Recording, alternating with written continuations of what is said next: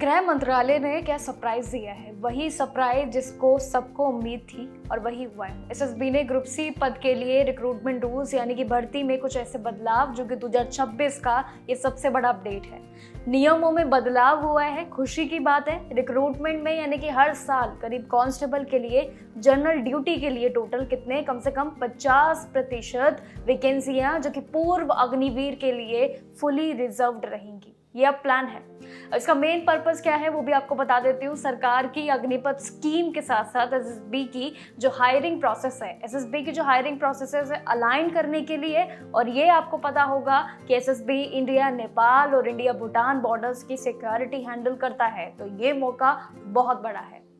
इन सभी reserve seats पे hiring 2 faces में होगी, 2 अलग अलग भाग रहेंगे इसके, जिसमें पूरी प्रक्रिया कंप्लीट होगी। नोडल फोर्स द्वारा ये करीब 50% कोटा के लिए रिक्रूटमेंट होगी। भर्ती प्रक्रिया 50% पे होगी और दूसरा जो फेज होगा, बल्कि जो बची हुई बाकी की 50% वैकेंसियां होंगी, वो एक साथ पहले ही फेज में अनसिलेक्टेड या फिर जो खाली सीट्स रह गई हैं उसमें ये ओपन कॉम्पिटिटिव एग्जाम्स आपके कंडक्ट होंगे, यानी कि परीक्षाएं जो है आपकी ये पूरी तरीके से संपूर्ण रूप से शुरू होंगी। इसके अंडर आने वाली असिस्टेंट सब इंस्पेक्टर यानी कि जीडी का पद और हेड कांस्टेबल का जीडी पद भी और कांस्टेबल जीडी का, ये तीनों पद जो हैं ये पोस्ट कवर किए जाएंगे इन भर्ती में। अब पूर्व अग्निवीरों के लिए आयु की बात करूं तो देखिए वो भी बड़ी खुशी की बात है। स्पेशल रिलैक्सेशन दिया जाएगा नए नियम अनुसार। उनके लिए फर्स्ट बैच के लिए उम्मीदवारों को मिनिमम आयु में 5 साल की छूट मिलेगी। 5 साल की बहुत अच्छी छूट है। और उसके बाद बाकी जितने भी बैच रहेंगे उनके लिए 3 साल की रिलैक्सेशन उनको दी जाएगी। लेकिन सबसे बड़ी राहत की बात वही है जो आपको पहले भी बताया गया कि योग्यता में से पूर्व अग्निवीरों के लिए लिखित परीक्षा, फिजिकल स्टैंडर्ड टेस्ट यानी कि पीएसटी और फिजिकल एफिशिएंसी टेस्ट यानी कि पीईटी से पूरी तरीके से ये छूट रहेगी, जो एक नया प्रोसेस शुरू है। अब सरकार की तरफ से नोटिफिकेशन के अनुसार एसएसबी में टोटल अप्रूव्ड जितनी भी यानी कि जो संपूर्ण रूप से डेटा बनाया गया है, जो पेश किया गया है 2026 का, जिसमें कांस्टेबल जीडी के लिए 54,100 कुछ पद रहेंगे। हेड कांस्टेबल के लिए यानी कि जीडी के लिए 13,358 रहेंगे और एएसआई जीडी के पद तीसरा जो है इसमें 5,886 कुछ रहेंगे।